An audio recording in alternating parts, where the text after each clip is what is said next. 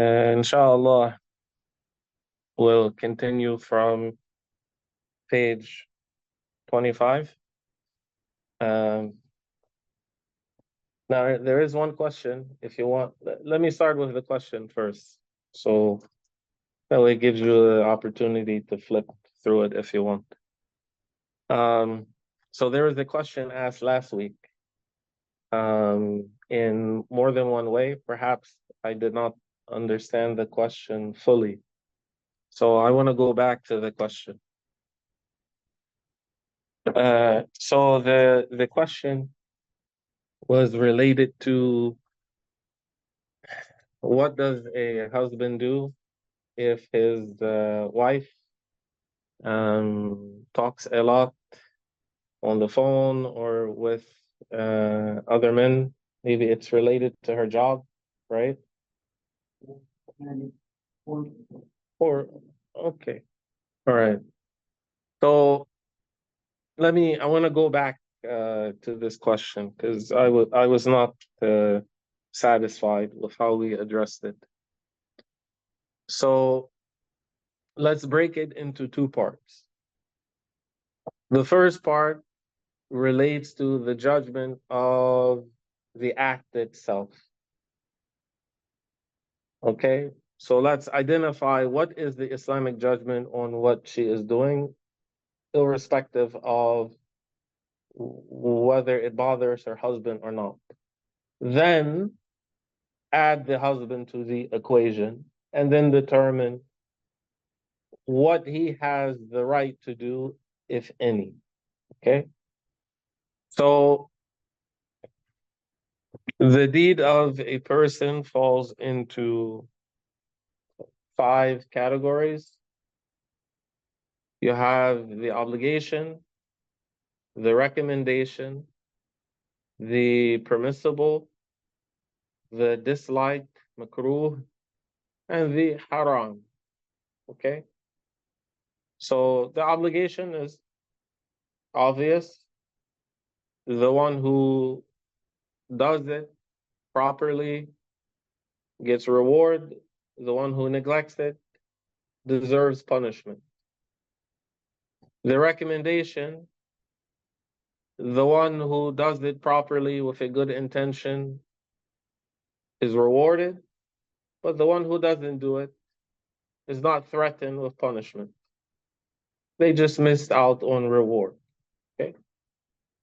The permissible, in Arabic, mubah, this is the thing that in and of itself is neither rewardable nor punishable.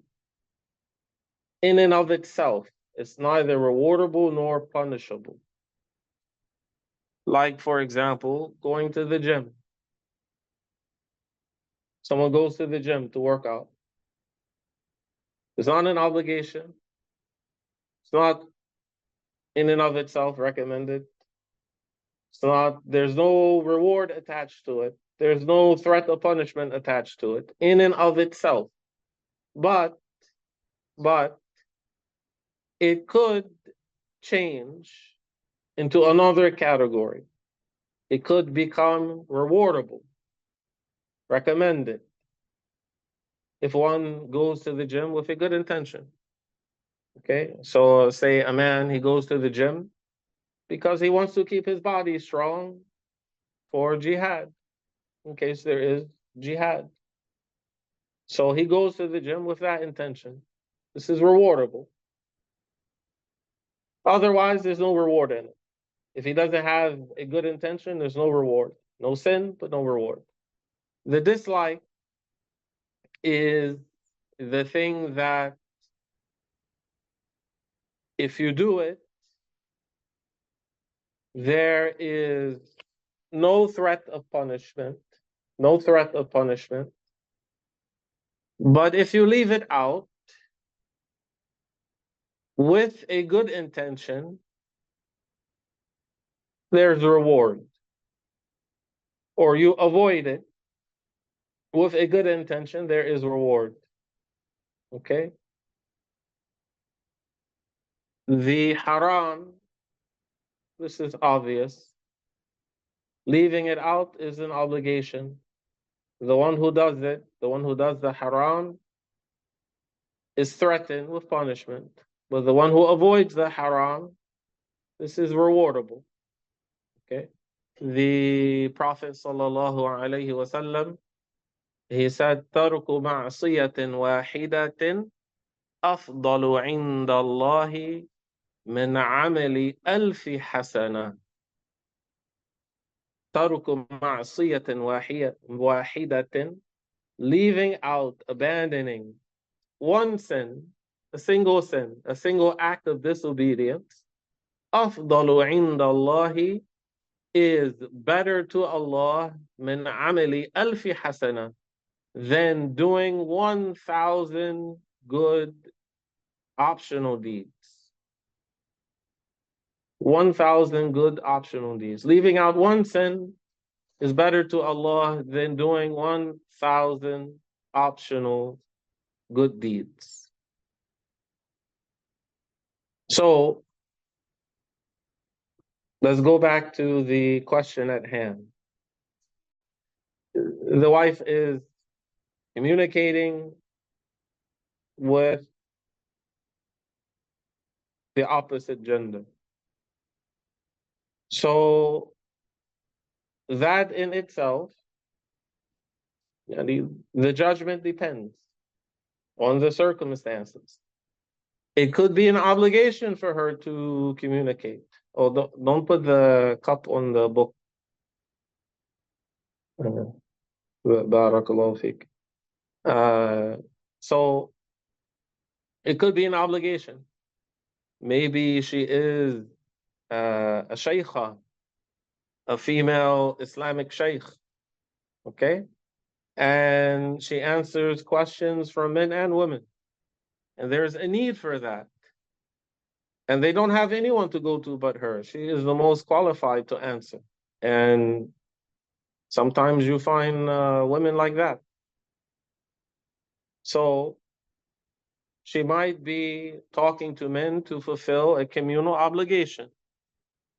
So if that's the judgment of what she's doing, then why would the husband object? He might say, but I am in need of her companionship, and she is busy answering Islamic questions all the time. And I would say, be patient. Be patient. While she's answering questions, make her some tea, so her voice is moist from talking, getting reward from Allah. Why would someone obeying Allah bother you? That sounds like a you problem, not a her problem. Now, let's say it's not an obligation, but she's doing something recommended. She's doing something recommended. Then the same thing. If she's doing something recommended, sunnah, rewardable, she's getting reward from Allah. Be patient with her. Don't support her in that. Don't take her away from it. It's not a imagine if we're talking about a man who is trying to do something good and the woman wants to take him away from obedience to Allah. How would people look at what she's doing? Not in a good light. So likewise, if the wife is doing something good, and you want her to do more good, not less.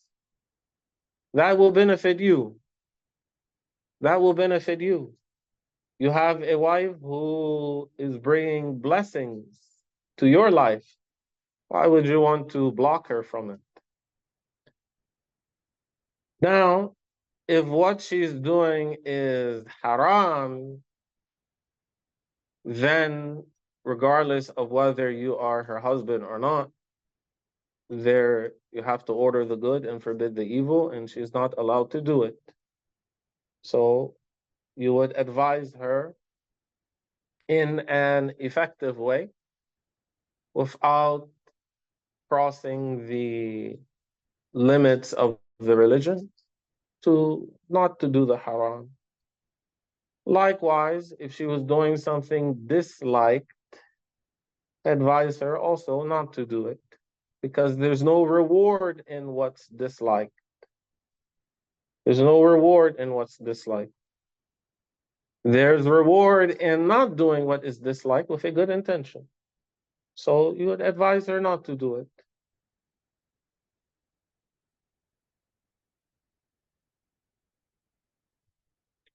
Now, if what she is doing conflicts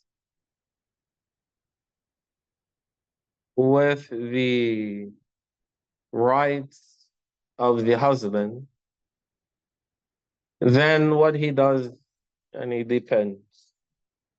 Okay? You have to consider what is the judgment of what she's doing. Okay? So maybe she's doing an obligation. And the husband has a right upon her. So that's another obligation. So she has to manage in a way that she does not neglect either obligation. If what she's doing is recommended, but what her husband calls her for is an obligation, then she leaves out what is recommended and she does what is obligatory. Because what is obligatory has precedence, it's more important.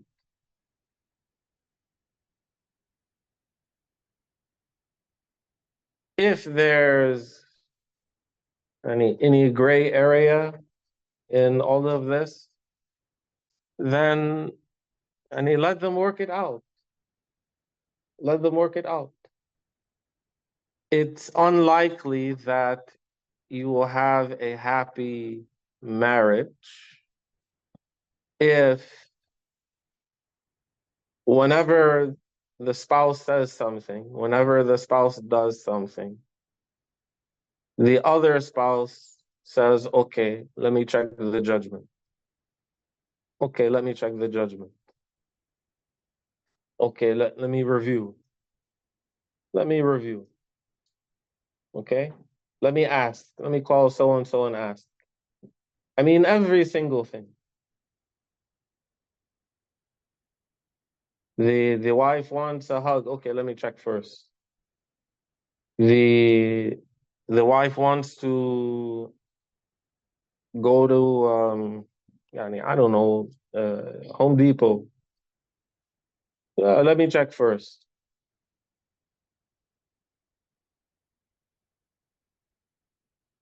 Yes, you want to act based upon what the religion allows, but at the same time, you are dealing with a human being who has feelings.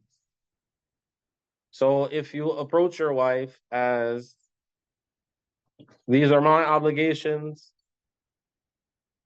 do them. Whenever I call you to bed, respond without uh, any flexibility at all, without any concern for her feelings. Most likely you're not going to be happy. And the same thing applies to the woman. Okay, I want this. The summer has started, so I need a new pair of this and a new pair of that and a new pair of this and a new pair of that. And here's the shopping list. Okay. Whatever you're obligated to do it to the T, regardless of whatever else you're doing, regardless of how busy you are, just obligations. If he does his obligations, then he won't have any sin. But as we started with, one of the goals of marriage has many goals. It is not just to protect the religion of the person. It is not just to protect the chastity of the person, to avoid the haram, to fulfill one's desires in the way that Allah permitted. Yes, that's a goal. That is the primary goal of marriage. But that's not the only goal. As it's mentioned in the Quran, that Allah made the two spouses, Allah made a spouse for the man so that they would live together in tranquility, peacefully. And you're not going to achieve that just being very rigid and not have any patience, not have any care or concern about the other person's feelings.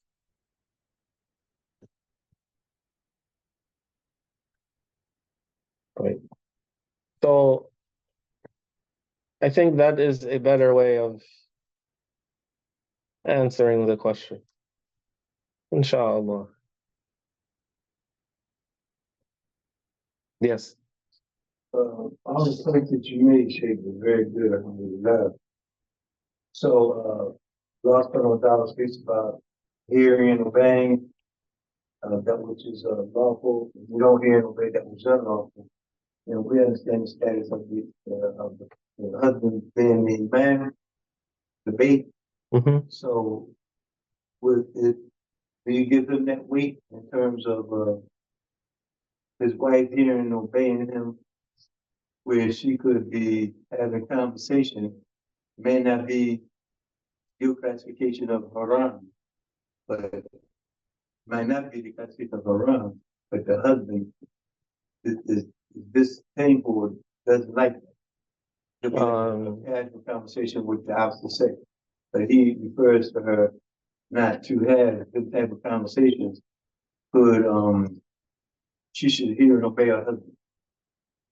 So this goes back to understanding, one, you need to understand the fundamental rights of each spouse. Okay. The husband, yes, he is the qa'id, the leader, okay, of the house. But does a good leader disregard the situation of his followers? No, not even in the prayer. If anyway, we have sometimes, let's say in the Jumu'ah, for example, you have a number of people that sit in chairs. They stand, but then when it comes to ruku' or sujood, they sit, okay, because they're older. So let's say an imam for the Jumu'ah, he comes and he wants to recite Al-Baqarah. He's the imam. And be careful with the book. Yeah, the book. If you move it, like, don't put it there. Your book. No, Hajj, your book. Yeah. No, but your leg. Your leg. Yeah. Don't put it there. Yeah, that's all right. Yeah. Can you put it in your lap if you can? Yeah. So would you be happy if the khatib, he comes and he recites Al-Baqarah and you have arthritis in your knees? No, you wouldn't. I answer for you. You wouldn't be happy. Okay, it's nice to hear Al-Baqarah, but you're an old man, you have arthritis. Okay? Not saying you specifically, but if you have an old person who has arthritis, how are you going to leave him standing there for 3 or 4 hours while you recite Al-Baqarah? A part of his responsibility as an imam is to consider the situation of those who are following him in the prayer. That's a part of his responsibility. Likewise, the husband, he needs to consider the situation of the people of his house. So, if she is doing something which is just permissible, not makruh, if it's disliked, then he should tell her, don't do it. If it's haram, he has to tell her not to do it. So let's just say it's not this, it's not that. Just permissible. No reward, no threat of punishment. Then let him use wisdom. If he wants to call her away from that, why does he want to call her away from it? For a good reason or for his ego? If it's for a good reason, then let him call her for a good reason. If it's for his ego, I mean, let him deal with himself first, then deal with his wife. Because she's not obligated to obey him in every single thing. If he says, you know, I want to change the look of the living room, and he rearrange the furniture tomorrow. She's not obligated to do that. If he says, you know, the somehow dust got into the china cabinet, people still have china cabinets. I mean, maybe some people, okay. So he's like, okay, yeah, take care of this. Clean all the china, get all the dust out. She's not obligated to do that. He tells her, you know what? Can you clean out the basement next weekend? She's not obligated to do that. He tells her, here's my Fios remote. It's like brand new, high-tech, programmable one. I want you to program it for me. She's not obligated to do that either. So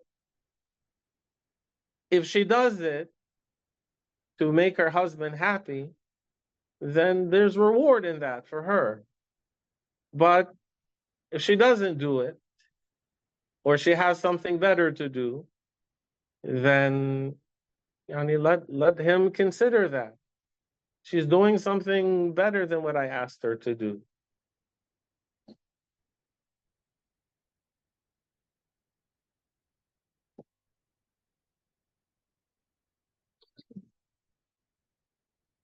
So I am intentionally diverting away from the woman to the husband. I'm doing it intentionally. And if you want me to spend more time on what the wife could do, I could, but I think it would be more appropriate for the men. Usually, if you have a female religious teacher, what does she do? She'll spend more time focusing on the women and just putting them on blast and telling them things that they don't like to be told. But she'll tell them anyway.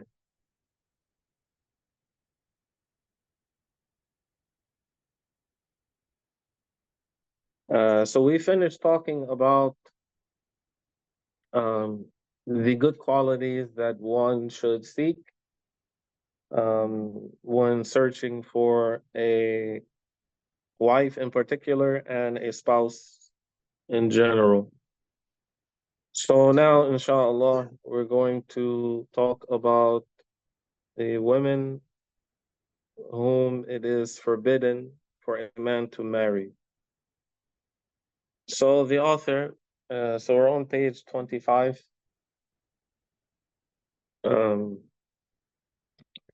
The author, may Allah have mercy upon him, said, as for those women who are forbidden for a man to marry from among his relatives, some scholars have provided a criterion for that. Women of kin are forbidden except for those who are classified under the name of the children of paternal uncles or the children of maternal uncles. Thus, daughters of uncles, paternal or maternal. So the paternal uncle is called am in Arabic, am, and the maternal uncle is called khal, khal. So the daughters of uncles, paternal or maternal, and daughters of aunts, maternal or paternal, are not forbidden. So the daughter of your aunt or uncle is cousin. So in Arabic, we say ibn am or ibn al-khal or bintu am or bintu khala and the like. So Islamically, it is not haram to marry a first cousin. It's not haram. Okay. So remember what we said earlier. Okay, that's something useful.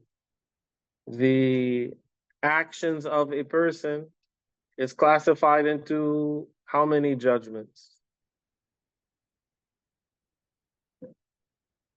5. 5. Obligatory, recommended, permissible, dislike, and forbidden, haram. Okay? So when I say it's not haram, that does not mean it's obligatory, and it doesn't mean it's recommended. Okay? It could be disliked. It could be disliked. Or it could just be permissible. It depends. Okay? So although we are not used to certain things being done in this country, that is because of non-Muslim culture and what they consider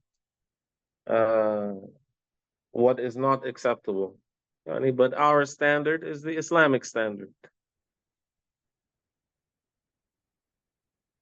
So the cousin is not forbidden, whether they are distant or close. So whether it's the first cousin, second, third, and if they are not forbidden to marry, that means what? Can you be alone with your cousin? No, you cannot. You cannot. Unless there are some other circumstances in which you could. For example, your mom or her mom breastfed both of you. So now she is your cousin by lineage, but your sister by nursing, your breastfeeding sister. So she would not be permissible for you to marry. She's like your sister. Therefore, it would not be forbidden for you to be alone. And some families who are close, a woman would breastfeed her son or daughter and their cousin to avoid the khalwa because they all live together.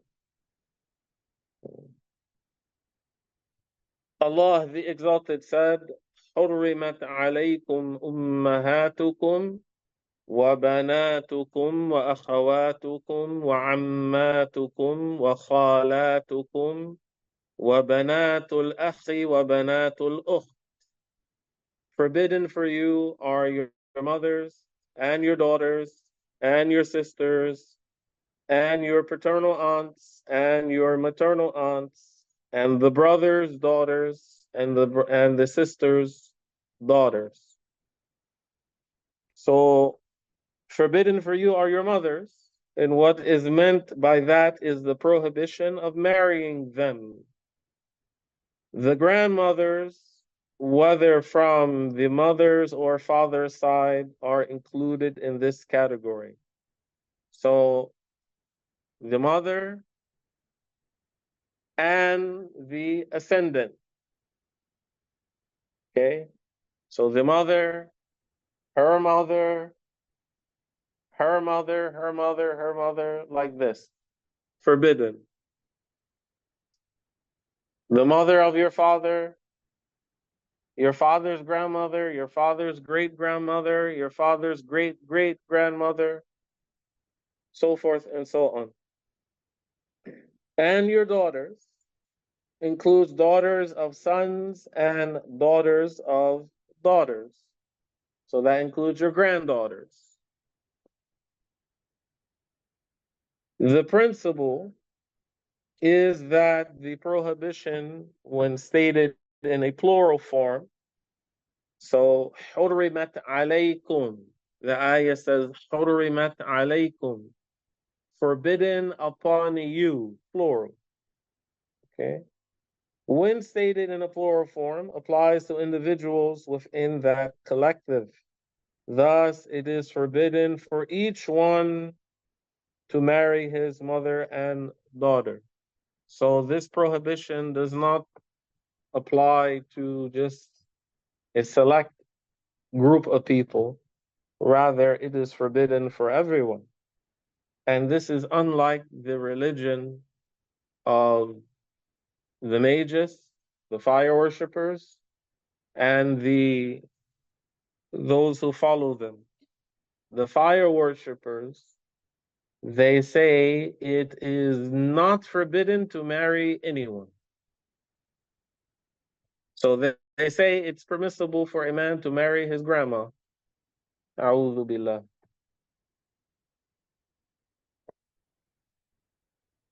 Your sisters, whether they are full sisters, sisters from the father's side, or sisters from the mother's side. Yani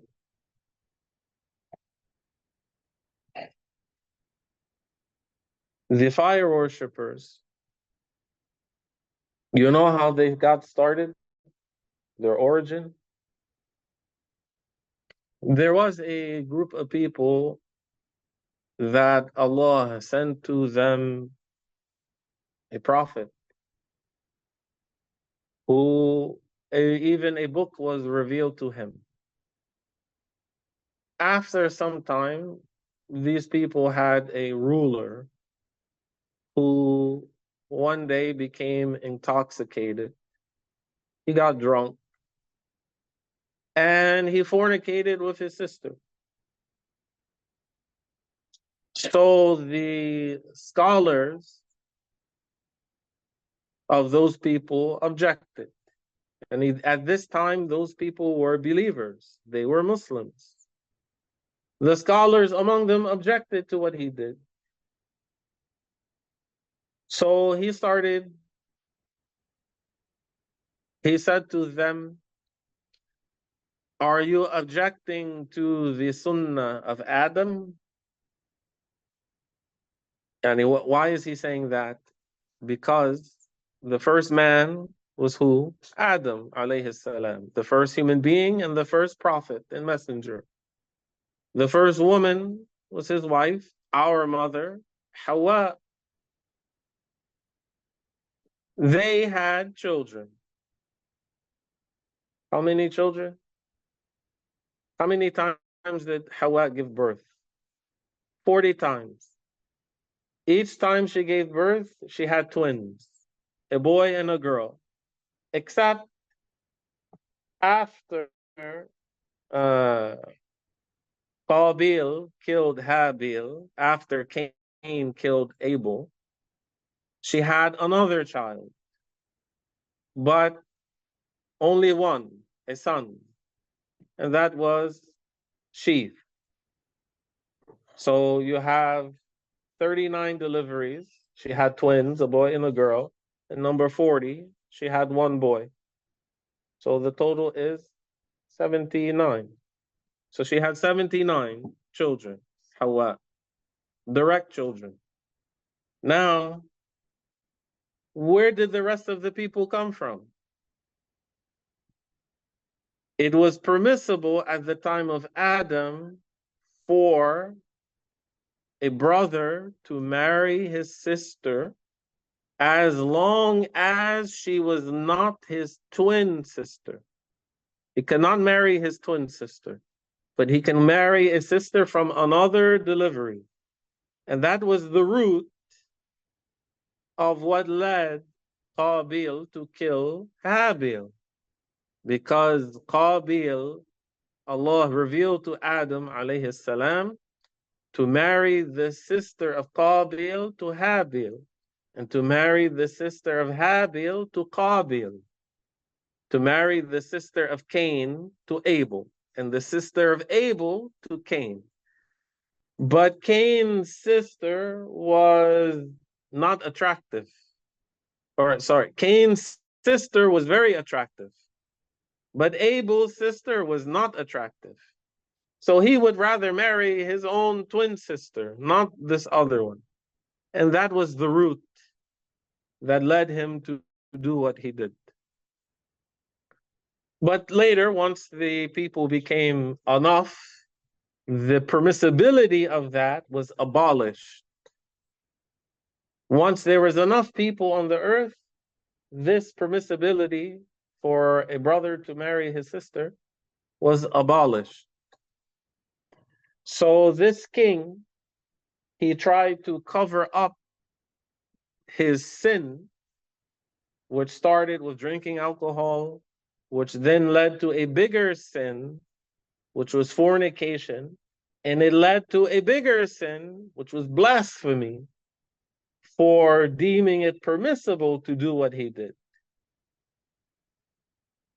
So anyone who persisted in objecting to him, he killed them. So the rest of the people, they kept silent.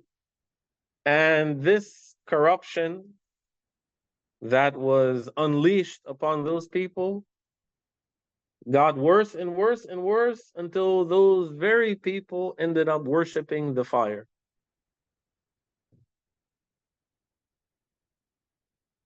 You see the dangers of drinking alcohol?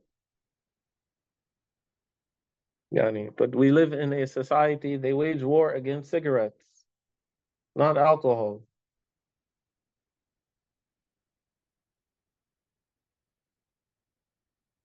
Have you ever heard of a man, he smoked a pack of Luckies, then he went home and beat his wife?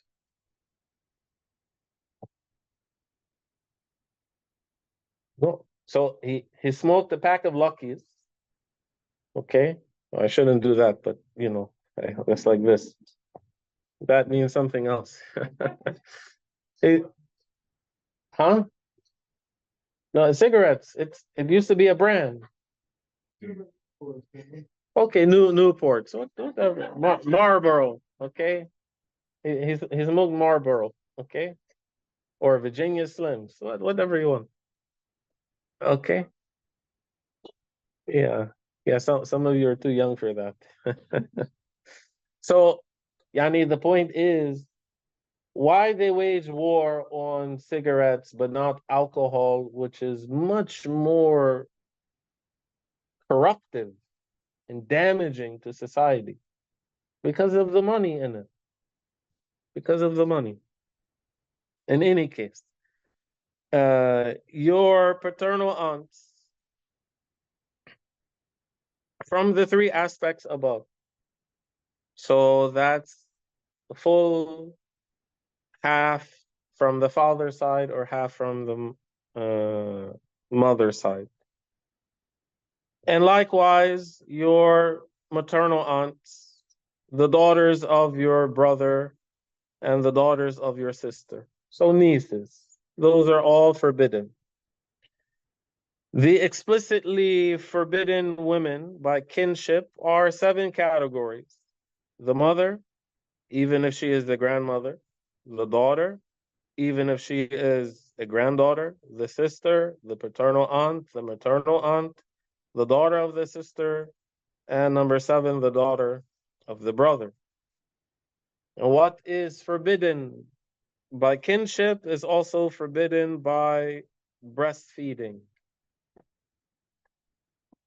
So what is forbidden by kinship is also forbidden by breastfeeding. The Messenger of Allah sallallahu alayhi wasallam said, يحرم من الرضاع ما يحرم من النسب. What is forbidden by lineage is also forbidden by breastfeeding. The 2 sheikhs narrated this. Who are the 2 sheikhs? Does anyone know? Who are the 2 sheikhs? Who? No. So, who said that? Who said that? Yes. Yeah, Al-Bukhari and Muslim. So, okay, so yani the 2 sheikhs seems pretty ambiguous, as if we're supposed to know who we're talking about. The answer is yes, we're supposed to. And it would be, in this context, it's known who they are. So we're talking about narrating a hadith. So in the context of hadith narration, the 2 sheikhs are Al-Bukhari and Muslim. So whenever you see the 2 sheikhs narrated this, that's Al-Bukhari and Muslim. If we're talking about fiqh and yani what's in this book is based on the Shafi'i madhab, then the 2 sheikhs in the Shafi'i fiqh are not Al-Bukhari and Muslim. They are Al-Rafi'i and Imam An-Nawawi. Radiyallahu anhuma. So 2 explicitly forbidden women from breastfeeding exist. The nursing mother and the sister through breastfeeding. The nursing mother is forbidden for the one she has nursed, and his sister through breastfeeding is also forbidden to him. So that is the one that she nursed as well. So the nursing mother is forbidden, and any girl that she nursed is also forbidden for you. Due to the saying of Allah Ta'ala, وَأُمَّهَاتُكُمُ اللَّاتِي أَرْضَعْنَكُمْ وَأَخَوَاتُكُمْ مِنَ الرَّضَاعَةِ. And your mothers are who breastfed you, and your sisters from breastfeeding. So that is mentioned explicitly in the Quran. As a side note, it is not an obligation for the wife to breastfeed the children. It's good, but it's not an obligation. And the husband cannot force her to do it. And he cannot say, oh, but my feelings will be hurt if you don't do it. She can say, if you pay me, I'll do it. Yes. Yes. She can say, if you pay me, I'll do it. She's not obligated to do it. Now know that whatever is forbidden by lineage is also forbidden by breastfeeding, with some exceptions. The mother of your brother or sister through breastfeeding, she she may not be forbidden to you, as she might be a stranger who had nursed your brother or sister, in which case she would not be forbidden for you, unlike in lineage, which she is either your mother or stepmother. So the woman who breastfed your brother or sister. Okay. So by lineage, their mother, the mother of your brother or the mother of your sister, by lineage, would be your mother or stepmother. But if it's just through breastfeeding, she's not forbidden because she didn't breastfeed you. The mother of the child of your child is forbidden in lineage, as she is either your daughter or daughter-in-law. While in breastfeeding, she may not be forbidden because she might be a stranger who nursed the child of your child. Everyone still with me? Okay. Your child's grandmother is forbidden in lineage because she is either your mother or your wife's mother. While in breastfeeding, she may not be forbidden. So if a child had nursed your child, and thus her mother becomes the child's grandmother, and not yours or your wife's. So a woman nursed your child. So her mother is like your child's grandmother through nursing. But she's not forbidden for you because she is not your mother or your wife's mother. Okay. Your child's sister is forbidden in lineage because she is either your daughter or stepdaughter. While in breastfeeding, she may not be, because if a stranger had nursed your child and her daughter becomes your child's sister, but she doesn't become yours or your stepdaughter, doesn't become your daughter or your stepdaughter. It is also forbidden by affinity, meaning marriage, to marry the wives of the father and the wives of the son, even if they are from lineage or breastfeeding, due to the saying of Allah, وَحَلَائِلُ أَبْنَائِكُمُ الَّذِي مِنْ أَصْلَابِكُمْ. And also forbidden are the wives of your sons who are from their own loins. In the book, in the Arabic, there's a fatha on the alif, وَحَلَائِلُ. So the fatha should be over the lam. And أَصْلَابِكُمْ, the fatha also should be over the lam. Uh, so it's 7:50. How about you want to stop here? Does anyone have questions? Okay. Krishna, just a little bit, Sheikh, you spoke about the is not the obligation of the mother to the breastfeeding. So just going back in time for a minute, trying to get clarification on what would be the alternative back then other than breastfeeding? But that's how the child stays alive. So wouldn't it be our obligation to try to keep the child? Oh, that's okay. So the child could be fed from the nurse from the milk of a camel or the milk of a goat or a sheep or a cow. The child could also be breastfed by nursing, wet nurses.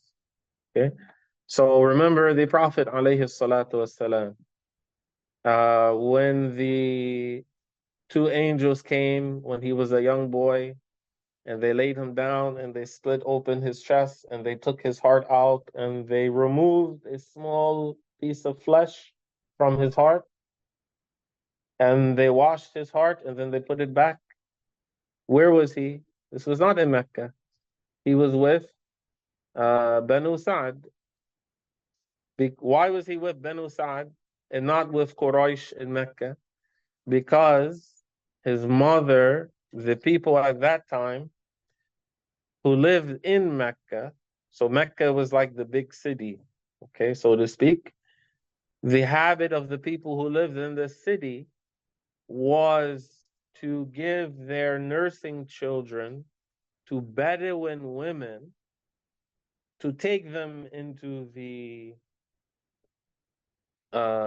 countryside, if you want, rural area where the Bedouins are, to nurse them because they lived a healthier life. So this is why one of his nursing mothers was Halima as-Sa'diyah. So that was an alternative.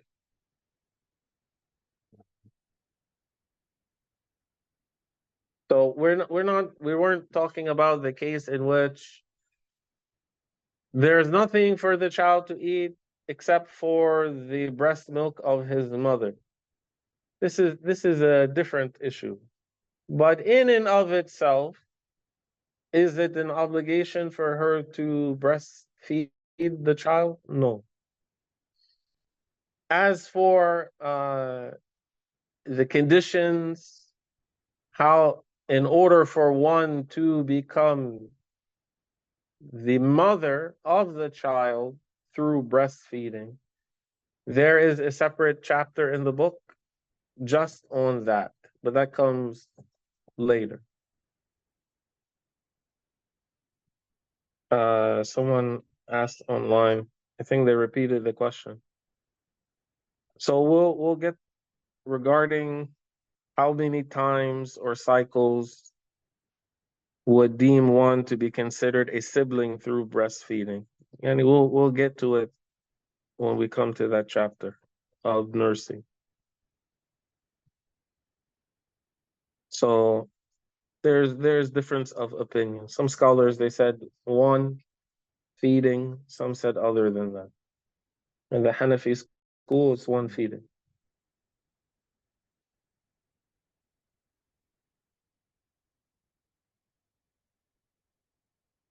No other questions? طيب والله سبحانه وتعالى أعلم وأحكم and Allah knows best.